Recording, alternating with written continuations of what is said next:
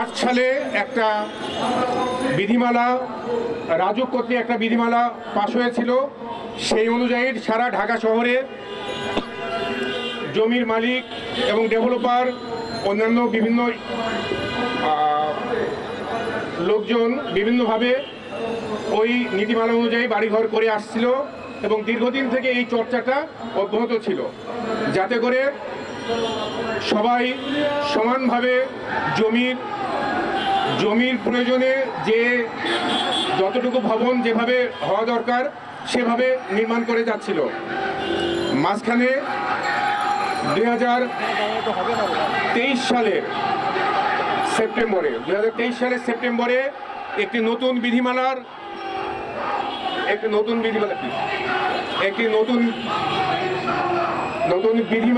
2022 থেকে 35 নামে একটি নতুন বিধিমালা 23 সালের সেপ্টেম্বরে এসে ওপেন করে। যে বিধিমালা যে ড্যাপের নামে বিভিন্ন জায়গায় বিভিন্নভাবে বৈষম্য তৈরি করা হয়েছে।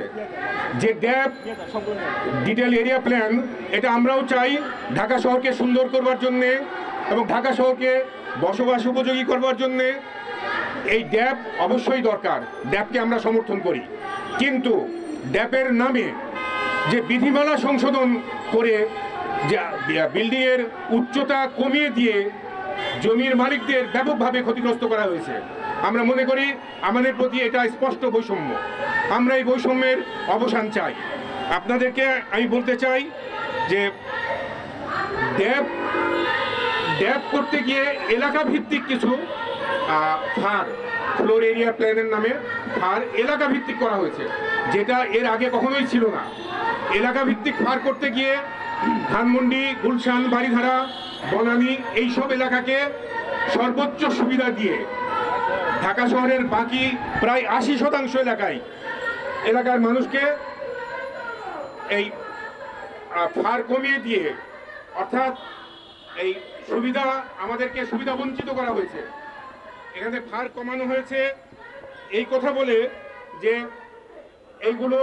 এই এরিয়াগুলো অপরিকল্পিত এবং যে এরিয়াগুলো পরিকল্পিত সেখানে বেশি দেওয়া হয়েছে। এইটা একই শহরে একই দেশে এই রকম বৈষম্য চলতে পারে না। যারা ঢাকা, গুলশান, বনানী, বাড়িধারা, ধানমন্ডিতে বসবাস করেন তাদের জন্য এক নীতি, এক আইন, আর ঢাকা শহরের অন্যদের জন্য আরেক আইন, এটা হতে পারে না। এটা কখনোই মানা যাবে না, মানা যায় না। আমরা তারই প্রতিবাদ করছি এবং আমরা বলতে চাই 2008-এর যে বিধিমালা ছিল সেই বিধিমালা অনুযায়ী সেই বিধিমালা অনুযায়ী যে ছিল এই দিয়ে ঢাকার সকল অঞ্চলকে সমভাবে ডেভেলপ করার সুযোগ দিতে হবে। আমরা এই ড্যাপের নামে যে বিধিমালা করার যে চেষ্টা করা হচ্ছে সেখানে আমরা এও লক্ষ্য করেছি যে এখানে ফ্ল্যাট সংখ্যাও নির্দিষ্ট করে দেওয়া হচ্ছে, সীমিত করে দেওয়া হচ্ছে। যাদের ছোট প্লট, যাদের ছোট এরিয়া জায়গা, তারা এতে করে ব্যাপকভাবে ক্ষতিগ্রস্ত হচ্ছে। যার 3 কাঠা একটা প্লট আছে, তিনি একটু বেশি ফ্ল্যাট করে দরিদ্র মানুষের জন্য ফ্ল্যাটের সংখ্যা বাড়িয়ে সে একটি বিল্ডিং করতে চায়, কিন্তু এই ড্যাপের আওতায় সেটা করার সুযোগ নাই। অর্থাৎ গরিবের জন্য অথবা যাদের ছোট প্লট তাদের জন্য কোনো সুবিধার কথা এখানে ভাবা হয়নি। আমরা যে ড্যাপ এখানে প্রস্তাব করা হয়েছে সেই ড্যাপ এমনইভাবে করা হয়েছে, এটা এমনই অস্পষ্ট একটা নীতি করা হয়েছে যা ড্যাপের যারা প্রণেতা সেই টাউন প্ল্যানাররাও ভালো করে বোঝে না। এই ড্যাপের যে প্রস্তাবনা সেটা আর্কিটেক্টরা ভালো বোঝেন না, স্ট্রাকচারালরা ভালো বোঝেন না, এবং এটা ব্যাখ্যা করতে গিয়ে, এটা পড়তে গিয়ে, এটাকে বিশ্লেষণ করতে গিয়ে ব্যাপক ত্রুটি বিচ্যুতি লক্ষ্য করা গেছে। আমরা এই সমস্ত ত্রুটি বিচ্যুতি দূর করে আমরা এই ড্যাপের প্রকৃত সংস্কার চাই। প্রকৃত সংস্কার করে যাতে করে ঢাকা শহরের কোনো ভূমি মালিক কোনোভাবে বৈষম্যের শিকার না হয়, আমরা সেই ড্যাব চাই। আমরা ড্যাবের বিরোধিতা করছি না, আমরা সবসময় ড্যাবের পক্ষে, কিন্তু এই ড্যাবের নামে আমাদেরকে ঢাকা শহরের ৮০% মানুষকে প্রতারিত করা যাবে না, বঞ্চিত করা যাবে না। আমরা এর তীব্র বিরোধিতা করছি।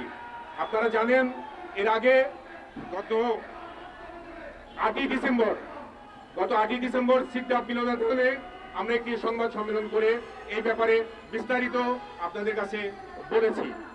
তারপরে গত 12ই ডিসেম্বর রাজুকের চেয়ারম্যানকে আমরা এই বিষয়ে স্মারকলিপি দিয়েছি, লিখিতভাবে স্মারকলিপি দিয়েছি, এবং ওনাদেরকে এই বৈষম্য দূর করে সঠিকভাবে সবার জন্য যে ন্যায্যতা সেটা যেন নিশ্চিত করা যায় সেই বিষয়ে পদক্ষেপ নেওয়ার আহ্বান জানিয়েছি।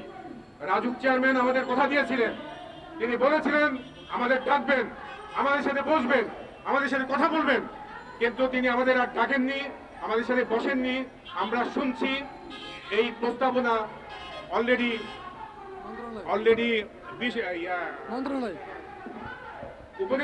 উপদেষ্টা পরিষদে পাঠানো হয়েছে।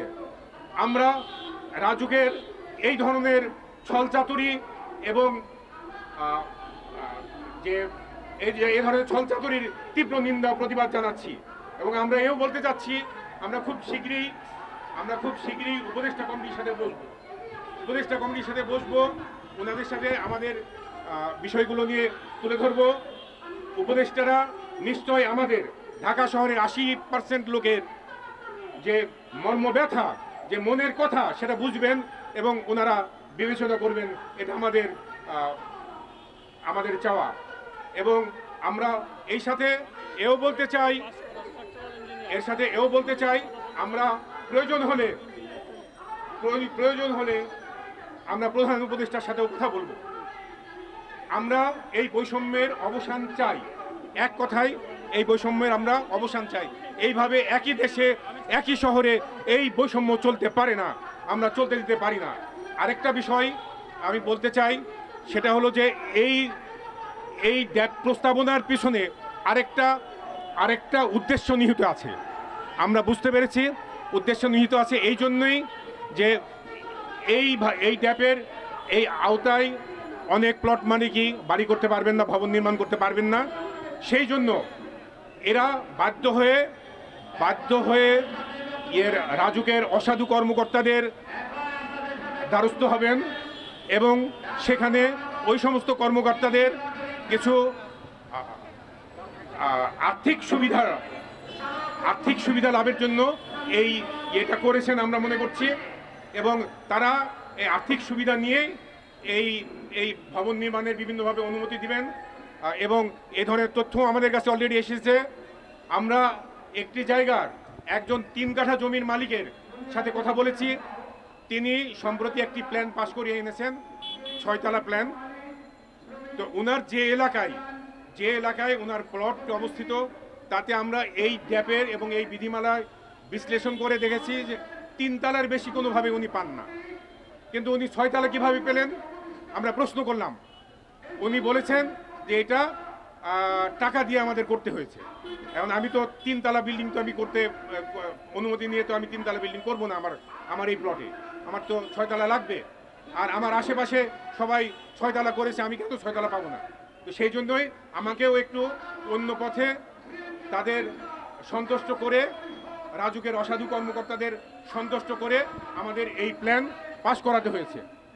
তো আমরা স্পষ্টভাবেই দেখতে পাচ্ছি রাজুকের এই ছলচাতুরির পিছনে এবং এই ধরনের বৈষম্যমূলক ড্যাপের পিছনে মূল কারণই হচ্ছে অসাধু উপায়ে নিজেদের পকেট ভরা, অসাধু উপায়ে নিজেদের আখের গোছানো, এবং এদেশ থেকে সাধারণ জনগণের অর্থ লুটপাট করে বিদেশে পাচার করার এই চক্রান্তে তারা এই ড্যাপ প্রণয়নের পায়তারা করছে। আমরা এর তীব্র প্রতিবাদ করছি এবং অবিলম্বে এই ড্যাপ সুষ্ঠুভাবে সংস্কার করে এবং সকল অংশীজনকে সাথে নিয়ে তাদের সাথে কথা বলে আলোচনা করে তারপরে যেন এই ড্যাপ বাস্তবায়ন করা হয় সেই দাবি জানাচ্ছি। ধন্যবাদ আপনাদের সকলকে।